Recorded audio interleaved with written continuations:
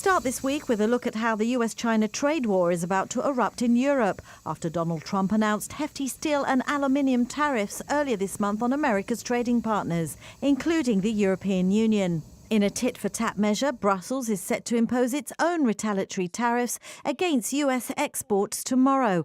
Items targeted include iconic brands such as Blue Jeans, Harley-Davidson motorbikes and bourbon whiskey, as well as those daily staples, orange juice and peanut butter. All in all, the measures will affect 2.8 billion euros worth of US imports into the EU, making those items more expensive for us to buy. However, the EU says it will remove the countermeasures only when Washington has removed its metal tariffs. Meanwhile, in the UK, Chancellor Philip Hammond will use his keynote Mansion House speech in the city this evening to unveil plans to sign a series of financial partnerships with non-EU countries, including China and Brazil, in a bid to safeguard London's position as the world's leading financial centre.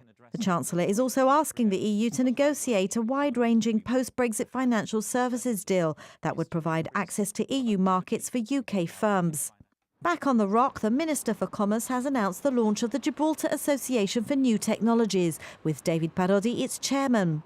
GANT will serve primarily to enhance the development of the use of blockchain and distributed ledger technologies in Gibraltar, as well as new ones, working in association with the private sector. Gibraltar has a new technology base which is starting up as a new industry, dealing with virtual currencies, distributed ledger technologies, coin offerings, policy decisions which government have to put into place.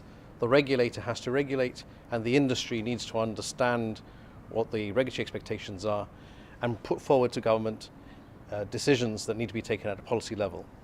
We've set up this trade association really in order to bring all parties together, professional advisors, players in the market and those interested in establishing in Gibraltar, so that we can approach government and the regulators with a single voice and makes life much simpler to get on with business.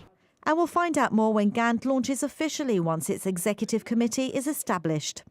And speaking of new technologies, what happens when you put forecasting technology on the Ethereum blockchain? You get something called Gnosis, a platform for predicting anything from the weather to business decisions and election results. It attracts information from a variety of sources, ranging from AI to human opinion.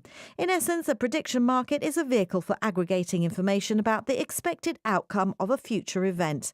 And the Gnosis team were recently in Gibraltar, where they met with the Gibraltar Financial Services Commission and Gibraltar Finance.